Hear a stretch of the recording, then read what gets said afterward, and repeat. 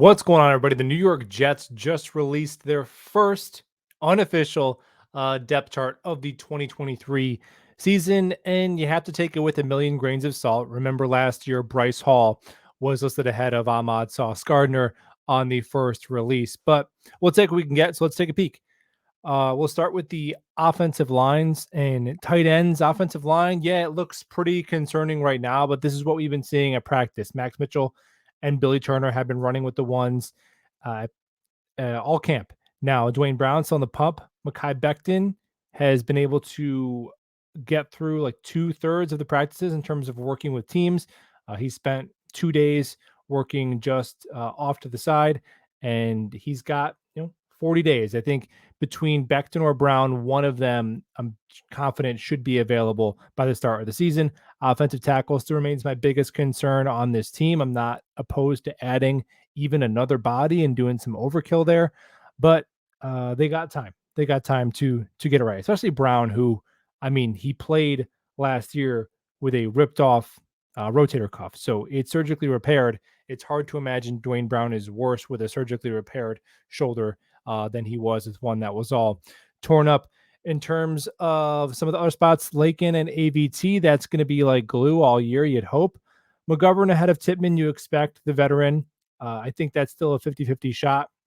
And the rest of it is a bunch of depth and practice squad level guys. Interesting to see Yandy Kajust over Carter Warren, a third round reclamation project from the New England Patriots. I wonder if he could potentially make the roster if they want to go with 11 offensive linemen and Schweitzer the primary backup guard. So not too many surprises with the offensive line so far. Tight end, ditto that. CJ Uzama, Tyler Conklin, and the two vets will get the nod early. I think Jeremy Ruckert has a pretty good chance to make some noise in that room as well. He'll be a lock and he should dress in every game this year, unlike last year. And then the fourth tight end spot, well, we'll see in a second. We have fullback on the depth chart. I think if you try to make a 53-man roster, it's really going to come down to fullback or fourth tight end. It's very hard to do both when you're almost assured they're going to keep 10 offensive linemen and 10 defensive linemen. But I think it's going to come down to the Kenny Yeboah special teams versus the potential big slot development or of Zach Kuntz or EJ Jenkins. Look, I know Zach Kuntz is way more of a brand. He's way more of a name. But at the end of the day, EJ Jenkins was a priority free agent and Zach Kuntz was a seventh round pick. So they're pretty much on equal footing. Uh, Zach Kuntz might have been the Jets' 20th tight end in the draft, and EJ Jenkins might have been 21st. And they're both kind of that prototypical big slot receiver, essentially playing tight end. So Jenkins and Kuntz, to me, that could be a toss up, depending on how the coaches feel. Let's take a peek at quarterback. We know Rodgers, Wilson. I'm not surprised to see Boyle over Strevler. If I had to win a game between Boyle and Strevler, I would take Strevler running around out there over Tim Boyle. But Boyle knows the offense. He knows the coordinator. So I think Boyle could be on the practice squad, and it might be the end for Strevler just because you'd have to run a completely different offense for him. Although I think just as a football player, he's a little bit better than Tim Boyle, who's not very good at all. Running back, Michael Carter, running back one. Now we can put on our tinfoil hats. Is this because they want to trade him because Dalvin Cook's in here? I don't think so. I think he's just he's had a really good offseason. I'm going to look at the glass half full and assume he's back to rookie form, and he's the best running back on the roster right now. Although, per people I trust, like Robbie Sabo, Bam Knight's had a damn good camp so far, and I think he has the most well-rounded skill set of the backs. Izzy's got to be a lock, though. Travis Dye seems like he's long for the practice squad. Can't see him cracking it, especially if Dalvin Cook comes here. Nick Bawden, as I said, I would say 60-40 right now. He makes the roster. I think they want to carry a tight end. Hackett did in Jacksonville. Former Jet, Tommy Bohannon. Remember that? Him blocking for Leonard Fournette. Keith Carter, and our passing game coordinator and our offensive line coach from Tennessee. They ran a bunch of 21 personnel blocking for Derrick Henry. So I think Nick Bawden is likely to be on this team, and he can play some of those special teams reps that Kenny Yeboah played at tight end for last year. Wide receiver, yeah, the top three. I think they put Garrett Wilson as the starting slot receiver. That doesn't matter a ton. They're going to move all the way around. But I do think your primary 3 and 11 personnel will be Wilson, Davis, and Lazard. Interesting to see Brownlee on the second team. I think Brownlee and Irv Charles are two guys they like as potentially developmental receivers. The rest of these depth guys are kind of special team first, right? When we look at guys like Malik Taylor, he's kind of Hackett's version of Jeff Smith. Xavier Gibson, he's an aspiring Jeff Smith, pure special teamer. Alex Erickson's been killing it in camp, but are they really going to give wide receiver 6 to a 30-year-old when they already have um, Randall Cobb holding it down as an over 30-year-old at wide receiver 5? I really think they're going to give it to an undrafted free agent. Interesting to see Jerome Cap and TJ Luther buried down there.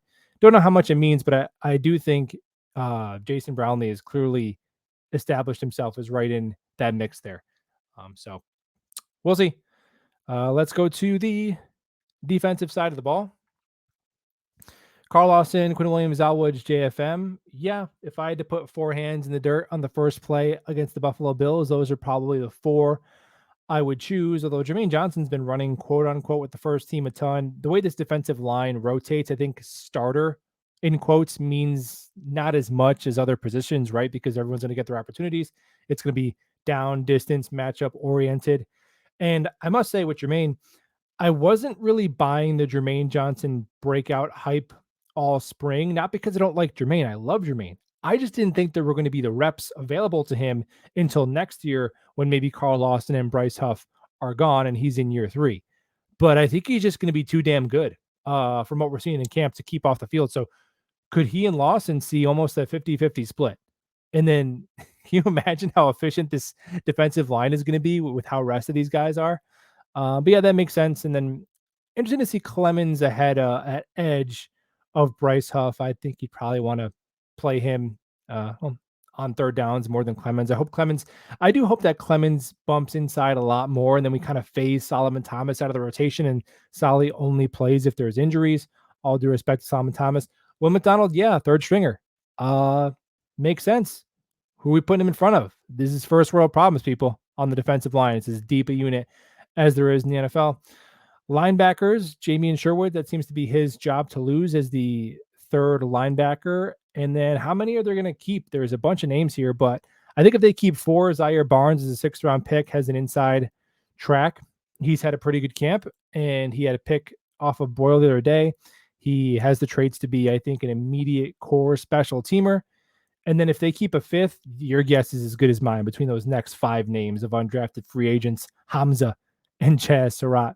I do think Hamza will stick on the practice squad, if nothing else. Deslin Alexandre down here is a name to keep an eye on for the practice squad. He is a undrafted free agent out of Pitt. Tanzel Smart, ditto that. Practice squad worthy. Let's get to the secondary. We know the starting corners. Hey, Tony Adams. Guys, I wouldn't lie to you about Tony Adams. I've been telling you this. Come on now.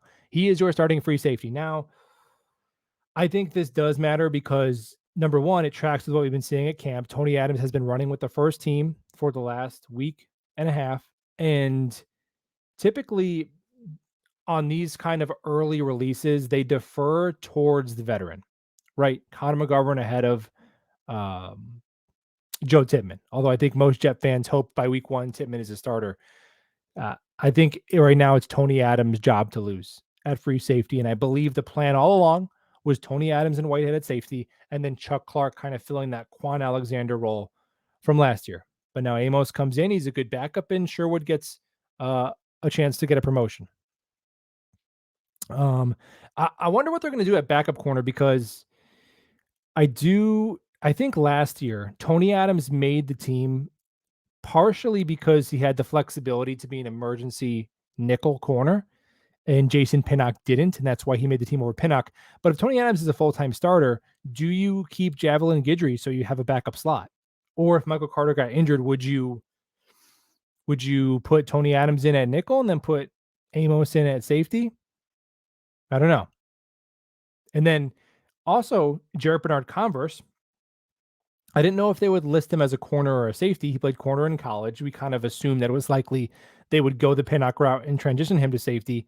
But now that he is there and he's injured and Brandon Eccles is suspended week 1, I think Bryce Hall's got to be on this week 1 roster because you're talking then you're one corner injury away from who? Jimmy Moreland covering Stephon Diggs. What are we doing here? So I think he Bryce Hall has an inside track to at least start the season on the 53. Trey Dean. Trey Dean kind of reminds me of Sherwood. He a little bit of a linebacker safety hybrid, not as big. And I thought Cruikshank had a shot. I just think they're going to go with Converse and Hall sticks around. And I think your four safeties are Whitehead, Adams, Amos, Converse. And then your corner room is the same as last year. And all the rest of these guys are fighting it out for the practice squad. Special teams. Hey, we have a good kicker, a good punter, and a reliable return man for the first time since when? Since forever. And of course, Thomas Hennessy, the guy whose roster spot is the most guaranteed. Yeah, Xavier Gibson, he was going to be my trendy undrafted wide receiver pick to make the team like a week ago over Jason Brownlee, but now Jason Brownlee is just absolutely killing it. So I have to join the Jason Brownlee hive where I'm just keeping my head in the sand there. But yeah, there it is. Jets depth chart so far. Doesn't mean much, but it's always fun to talk about our team. And we'll do it again tomorrow.